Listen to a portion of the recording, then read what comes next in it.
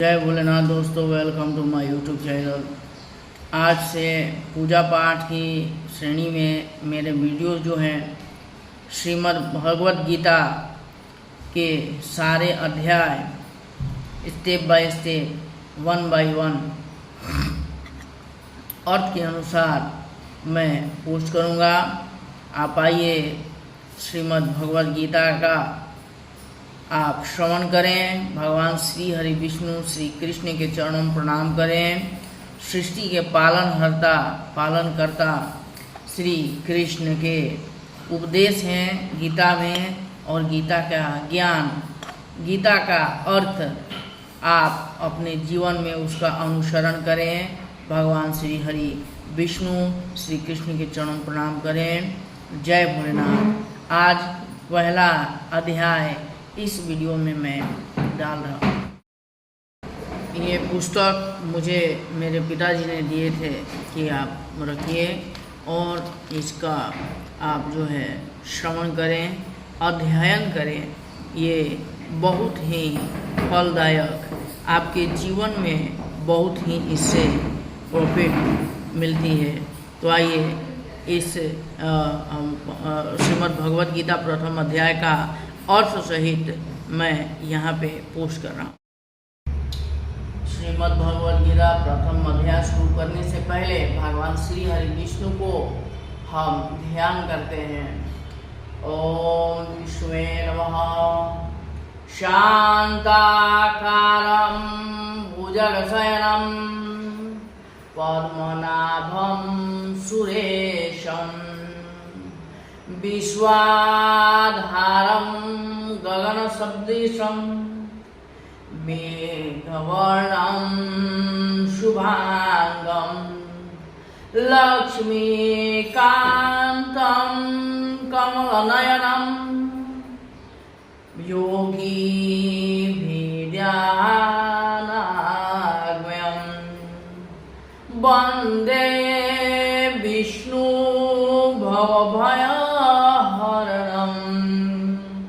सर्वलोकैकनाथम्।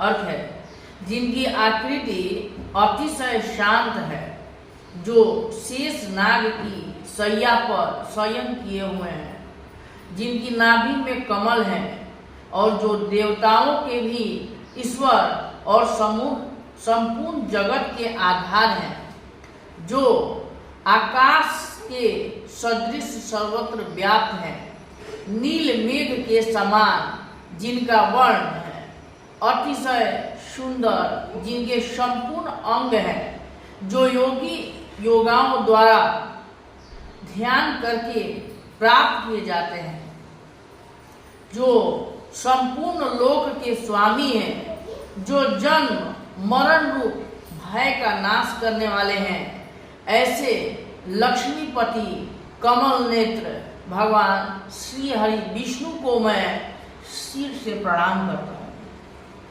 यम ब्रह्मा वरुणेन्द्र रुद्रमृतः स्तुवन्ति दिव्यैस्ते वेदैः शांगपदक्रमो मोसार्यान्ति यं सामगः ध्यानावस्थितेन मनसा पश्यन्ति यं योगिनी यस्तानं न विदुः सुरासुरगणा देवाय तस्मै नमः।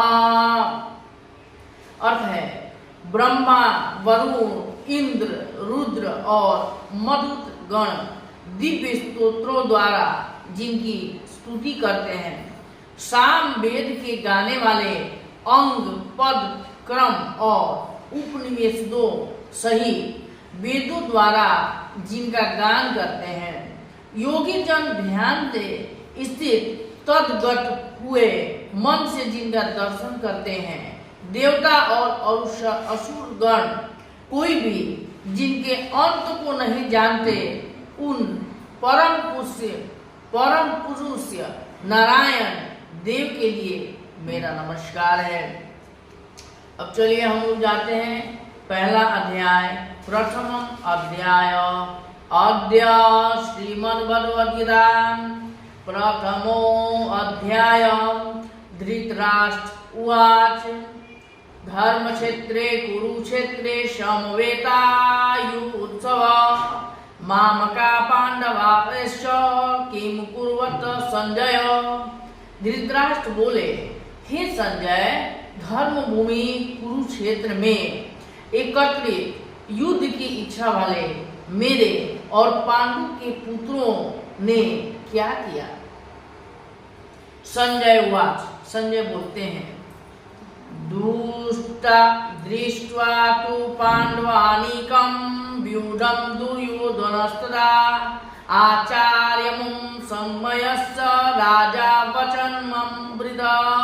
संजय बोले, उस समय राजा दुर्योधन ने व्यूह रचना युक्त पांडवों की सेनाओं को देखकर और द्रोणाचार्य के पास जाकर यह वचन कहा, पश्चातां पांडु पुत्राणामाचार्यं महती चस्मोमं व्यूढां द्रुपद पुत्रेण तो शिष्येण धीमता। हे आचार्य, अपने बुद्धिमान शिष्य द्रुपद पुत्र धृष्टिम द्वारा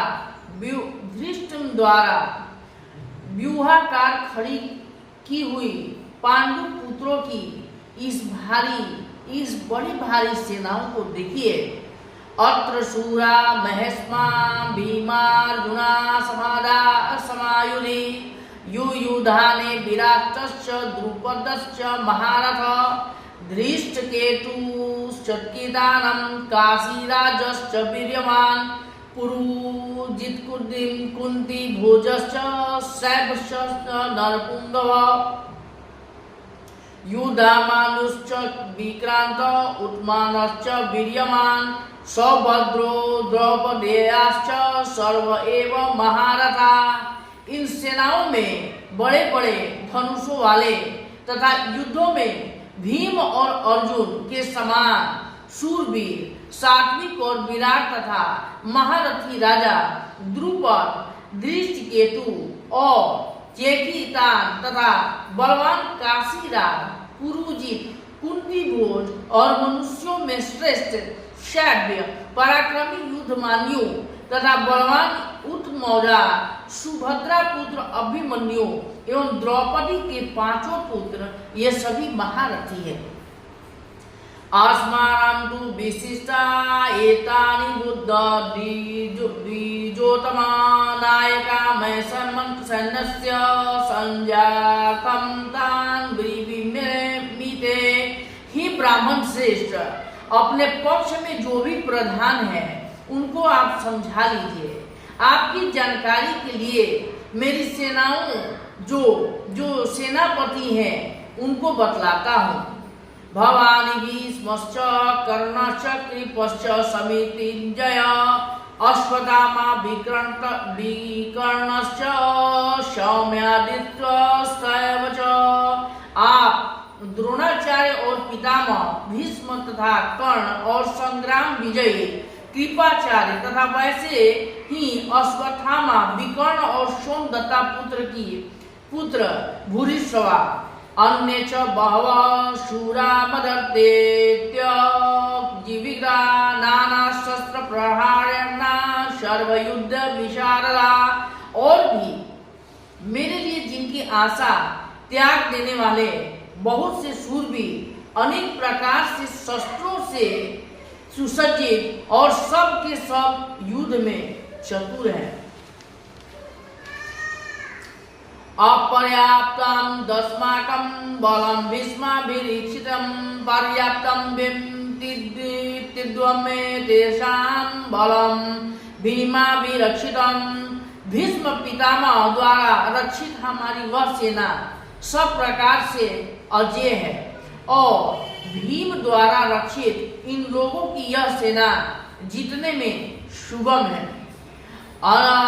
अयनेषु च सर्वेषु यथा भागं वसिता भीष्मवेवा विरक्षन्तु भवन्तः सर्व एव हि। इसलिए सब मोर्चों पर अपनी अपनी जगह स्थित रहते हुए आप लोग सभी निसंदेह भीष्म पितामह की सब ओर से रक्षा करें। तस्य संजनय हर्षं कुरु वृद्ध पितामह सिंहनाद बिंदोच संगदम दद्मौ प्रतापवान। कौरवों में वृद्ध बड़े प्रतापी पितामह भीष्म ने उस दुर्योधन के हृदय में हर्ष उत्पन्न करते हुए उच्च स्वर से सिंह की दहाड़ के समान गरज कर शंख बजाया। ततः शंखायाश्च भेष्य पणवानको गोमुखा सहस्रसेवा भयन्तस्य शब्दस्तु मूलो भावत। इसके पश्चात शंख और नगारे तथा ढोल मृदंग और नरसिंगे आदि बाजे एक साथ ही बज उठे।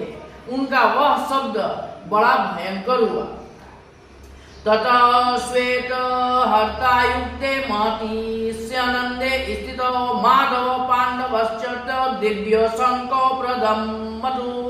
इसके अनंतर सफेद घोड़ों से युक्त उत्तम रथ में बैठे हुए श्री कृष्ण महाराज और अर्जुन ने भी अलौकिक शंख बजाए। पांचजन्यम ऋषिकेशो देवतम धनंजय पौंड्रयम दद्मो महाशंकम भीमकर्मा वृकोदरा। श्री कृष्ण महाराज ने पांचजन्य नामक, अर्जुन ने देवत नामक और भयानक कर्म वाले भीमसेन ने पौंड्र नामक महाशंख बजाया। अनंत विजयम राजा कुंती पुत्रो युधिष्ठिर नकुल सहदेवश्च सुघोष मणि पुष्पको। कुंती पुत्र राजा युधिष्ठिर ने अनंत विजय नामक और नकुल तथा सहदेव ने सुघोष और मणि पुष्पक नामक शंख बजाए। कायश्च परमेवाश्च शिखंडी च महारथ दृष्टधूमो विराटश्च सात्यकीकास्पराजित द्रुपदो द्रौपद्याश्च सर्वसप्रीति विभक्ते सौभ्याद्रश्च महाबाहु शंकराद्युम पृथक पृथक। श्रेष्ठ धनुष वाले काशीराज और महारथी शिखंडी एवं दृष्टद्रुम तथा राजा विराट और अजय असातिक राजा द्रुपद एवं द्रौपदी के पांचों पुत्र और बड़ी भुजाओं वाले सुभद्रा पुत्र अभिमन्यु, इन सभी ने ही राजन सब ओर से अलग अलग शंख बजाए। सघोषो धातारिष्टज्ञान हृदयानि व्याधरागत नभश्चत्व पृथ्वीं चैव तु मूलव्यानुयादनम्। और उन भयानक और शब्द ने आकाश और पृथ्वी को गुंजाते हुए धृतराष्ट्र के अर्थात धाता राष्ट्रों के अर्थात अपने पक्ष वालों के हृदय विदीर्ण कर दिए। अथ व्यक्ति स्थिराम दृष्टाम धातानां न कपिध्वज प्रवृत्ते शस्त्र कामाप्ते धनुर्धुज पांडव ऋषिकेशं तदा भक्तिं महित। अर्जुन उवाच सेनयोग्यो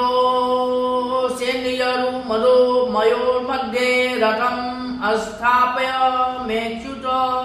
हे राजन, इसके बाद कपिध्वज अर्जुन ने मोर्चा बांधकर डटे हुए धृतराष्ट्र संबंधियों को देखकर उस शस्त्र चलाने की तैयारी के समय धनुष उठाकर ऋषिकेश और श्री कृष्ण महाराज से यह वचन कहा, हे चोर, मेरे रथ को दोनों सेनाओं के बीच में खड़ा कीजिए।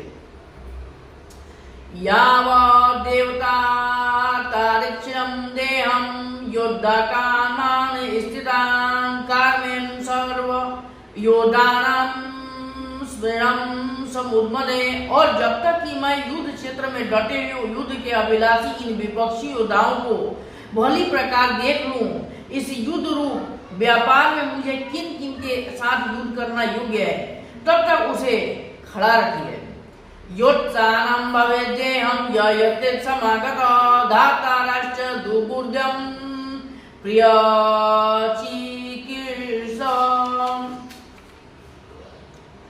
दुर्बुद्धि दुर्योधन का युद्ध में हित चाहने वाले जो ये राजा लोग इन सेनाओं में आए हैं, इन युद्ध करने वालों को मैं देखूंगा।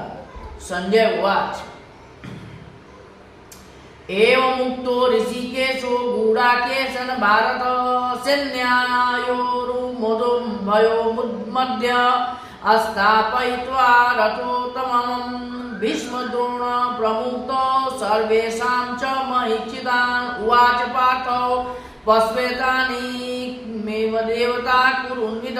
संजय बोले, हे धृतराष्ट्र, अर्जुन द्वारा इस प्रकार कहे हुए महाराज श्री कृष्णचंद्र ने दोनों सेनाओं के बीच में भीष्म और द्रोणाचार्य के सामने तथा संपूर्ण राजाओं के सामने उत्तम रथ को खड़ा करके इस प्रकार कहा, हे पार्थ, युद्ध के लिए जुटे हुए इन कौरवों को देखो।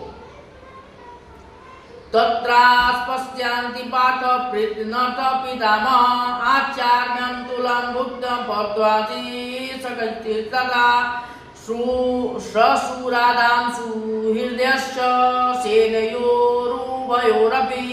इसके बाद पृथा पुत्र अर्जुन उन दोनों ही सेनाओं स्थित ताऊ, चाचाओं, दादाओं, परदादाओं, गुरुओं, मामाओं, भाइयों, पुत्रों, पौत्रों को तथा मित्रों को, सुरा ससुरों को और सुहृदयों को भी देखा। और बेंगाम पूर्वादम तान समीक्षं च कौन्तेयं सर्वबन्धु वन्द स्थितान् कृपया प्रायश्चितो विश्वदिन्दं विवित्य।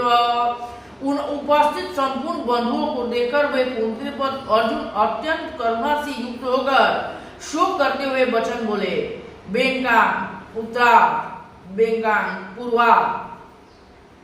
अर्जुन हुआ दिष्टमे स्वजनं कृष्णं युत्सं समुपस्थितां सीदन्तिमं गत्राणि मुखं च परिशुष्यति बेपुक्षं शरीर में रोमर्षं जायते। हे अर्जुन बोले, हे कृष्ण, युद्ध क्षेत्र में डटे हुए युद्ध के अभिलाषी इन स्वजन समुदाय को देखकर मेरे अंग शिथिल हुए जा रहे हैं और मुख सूखा जा रहा है तथा मेरे शरीर में कंप एवं रोमांचक हो रहा है। गांडीवं शस्त्रं हस्तावक्षं परिधाते न च शक्रमुं अस्तान्तु भ्रामते च एमना।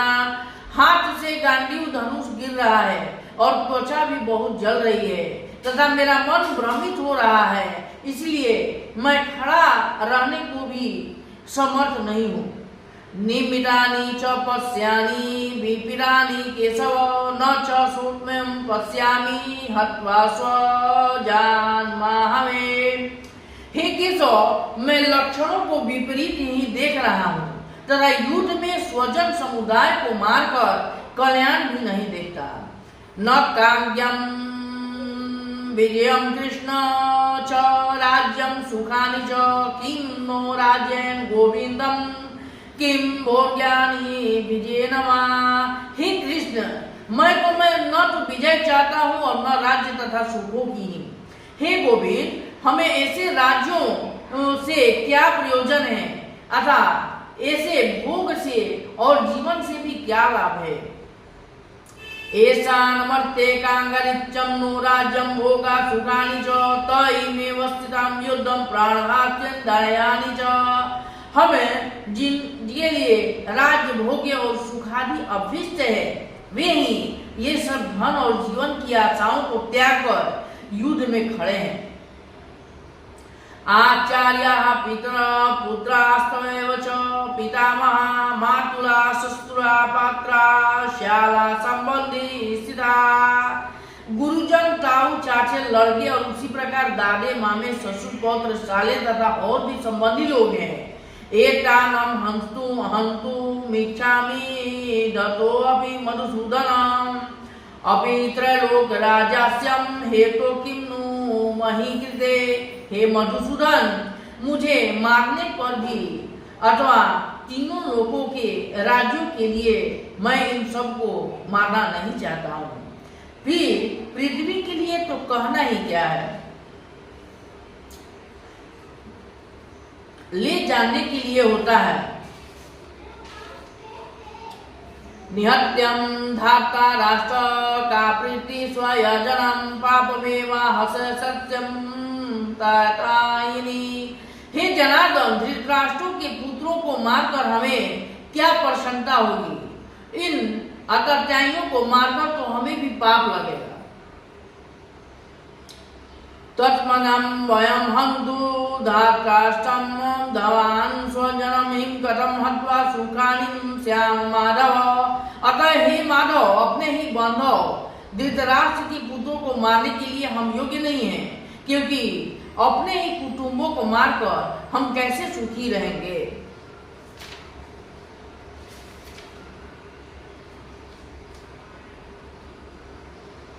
याद्याप्ते न पश्यन्ति लोभपोस्तचेषय कुलक्षित्रं कृतं दोषं मित्रद्रोह च पातकं कथं न क्षेमयापि ज्ञान संभामि पापादर्थम् अप्रुतं कुलक्षयकृतं दोषं प्रपद्यं जनार्दन। यद्यपि लोभ से भ्रष्ट रचित हुए लोग कुचल के नाश से उत्पन्न दोष को और मित्रांश से विरोध करने में पाप को नहीं देखते, तो भी हे जनार्दन, कुल से नाश से उत्पन्न दोष को जानने वाले हम लोगों को इस पाप से हटने के लिए क्यों नहीं विचार करना चाहिए। कुल क्षय प्रणश्यन्ति कुल धर्मा सनातन धर्म नष्टे कुलम कृष्ण ऊर्जम विवातो। कुल के नाश से सनातन कुल धर्म नष्ट हो जाते हैं। धर्म के नाश हो जाने पर संपूर्ण कुल में पाप भी बहुत फैल जाता है। अधर्माभिभातम कृष्णम प्रद्युषन्ति कुलस्त्रिय स्त्रियु दुष्टान्ते वाष्णये जायते भंग संकर। हे कृष्ण, पाप के अधिक बढ़ जाने से कुल की स्त्रियां अत्यंत दूषित हो जाती हैं, और हे वाष्णेय, स्त्रियों के दूषित हो जाने पर वर्ण संकर उत्पन्न होता है। शंकरो नरकाएव कुलाग्ना कुलस्य च पतन्ति पितरो भुष्यं लुप्त पिंडोद क्रिया। वर्ण शंकर कुलाघातियों और कुल को नरक में ले जाने के लिए होता है। लुप्त हुई पिंड और जल की क्रिया वाले अर्थात श्राद्ध और तर्पण से वंचित इनके पितर लोग भी अधोगति को प्राप्त होंगे। दोषतम कुलम दानम वर्ण शंकर कारके उत्साहिम जाति धर्म कुल धर्म सरस्वता। इन वर्ण संस्कार शंकर कारक दोष से कुल घातियों के सनातन कुल धर्म और जाति धर्म नष्ट हो जाते हैं। उत्संग कुल धर्माणाम मनुष्याणाम जनार्दनाम नरके नित्यम वासो वायति त्युनु सुश्रुम। हे जनार्दन, जिनका कुल धर्म नष्ट हो गया है, ऐसे मनुष्यों का अनिश्चित काल तक नरक में वास होता है, ऐसा हम सुनते आए हैं। अहो बत पाप्यं कर्तु व्यस्तं भयं यद्रं सुखालोभ्यं हन्तु स्वजाना मुद्दता। हाँ, शोक हम लोग बुद्धिमान होकर भी महान पाप करने वालों को तैयार हो गए हैं, जो राज्य और सुख लोभ से स्वजनों को मारने के लिए उद्यत हो गए हैं। यदि माम प्रियम कामस्त्रात्रम शस्त्रपाणक धर्तराष्ट्रम रणे हयोस्मे क्षेमतरम भवेत्। यदि मुझ शस्त्र रहित एवं सामना न करने वालों को शस्त्र हाथ में लिए हुए धृतराष्ट्र के पुत्र रण में मार डाले, तो वह मरना भी मेरे लिए अधिक कल्याणकारक होगा। संजय वाच एवं उत्तम ऊर्जानम शंखे रथोपस्थ उपादित विद्यस्य विसृजस्य संसरम चापम शोक संग्रम विमाग्रमनस्य। संजय बोले, रणभूमि में शोक से उद्गिन मन वाले अर्जुन इस प्रकार कहकर बाण सहित धनुष को त्याग कर रथ के पिछले भाग में बैठ गए ओम तत्सदिति श्रीमद्भगवद्गीतासूपनिषदं ब्रह्मा विद्यां योग शास्त्रे श्री कृष्ण अर्जुन संवादे अर्जुन विषाद योगो नाम प्रथमो अध्याय। श्री कृष्ण भगवान की जय, विष्णु भगवान की जय। Thank you.